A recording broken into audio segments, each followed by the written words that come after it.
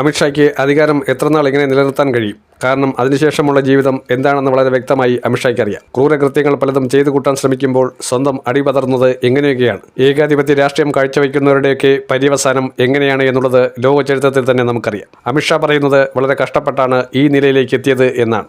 ഏത് രീതിയിലുള്ള കഷ്ടപ്പാട് എന്നുള്ളത് അമിത്ഷായെക്കുറിച്ച് കൃത്യമായി കോൺഗ്രസും ജനകീയ സംഘടനകളും പറയുമ്പോൾ നമുക്ക് മനസ്സിലാകും. നരേന്ദ്രമോദിക്ക് വേണ്ടി എല്ലാ രീതിയിലും ഗ്രൗണ്ട് വർക്ക് നടത്തുന്ന ഒരു വ്യക്തിയായാണ് അമിത്ഷായെ കണക്കാക്കേണ്ടത്. 2014 നരേന്ദ്രമോദി എത്താൻ വേണ്ടി ഗ്രൗണ്ട് വർക്ക് ചെയ്യുന്നു. ഗുജറാത്തിൽ ഇലക്ഷൻ എഞ്ചിനീയറിംഗ് എന്ന ഓമന പേരിട്ട് വിളിക്കുന്ന വർഗീയ ധ്രുവീകരണത്തിലൂടെ 71 സീറ്റുകൾ നേടിക്കൊടുക്കുന്നു. പല രീതിയിൽ പല കോട്ടകളും കാവിക്കോട്ടകളാക്കി മാറ്റുന്ന, അല്ലെങ്കിൽ പല കോട്ടകളും തകർത്ത് അവിടെയൊക്കെ കാവിക്കൊടി സ്ഥാപിക്കാനുള്ള നെട്ടോട്ടമായിരുന്നു അമിത്ഷായ്ക്കെങ്കിൽ അമിത്ഷായ്ക്ക് ഇപ്പോൾ സ്വന്തം കാലിടറുന്ന കാഴ്ചയാണ്. നരേന്ദ്രമോദിക്ക് എങ്ങനെയും അമിത്ഷായെ തള്ളിക്കളയണമെന്നുണ്ട്. പക്ഷേ കഴിയുന്നില്ല എന്നുള്ളതാണ് യാഥാർത്ഥ്യം.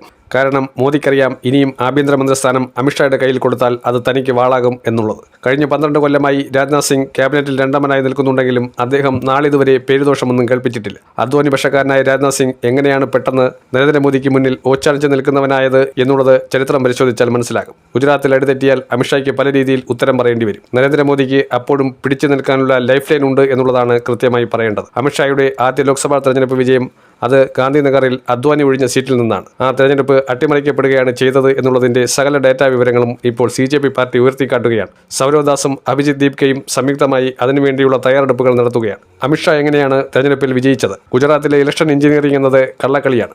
എങ്ങനെയാണിത് മറ്റ് സംസ്ഥാനങ്ങളിലേക്ക് ഇന്റഗ്രേറ്റ് ചെയ്യപ്പെട്ടത് എന്നുള്ളതിന്റെ സർവ്വത്ര ഡീറ്റെയിലിംഗും ഇരുവരും നടത്തുകയാണ്. ഒരുപക്ഷെ കെട്ടുകഥകളെപ്പോലും അതിശയിപ്പിക്കുന്ന രീതിയിലുള്ള വലിയ ടെസ്റ്റാണ് കഴിഞ്ഞ 10 കൊല്ലത്തിലധികം കാലമായി നടക്കുന്നത്. ഇതിനെക്കുറിച്ച് രാജീവ് സർദേശായി ചെറിയ തോതിൽ എഴുതിയിട്ടേ ഉള്ളൂ. കാരണം അദ്ദേഹം ചിന്തിക്കുന്നതിനും അപ്പുറമാണ് ഇവിടെ നടന്ന കള്ളക്കളികൾ.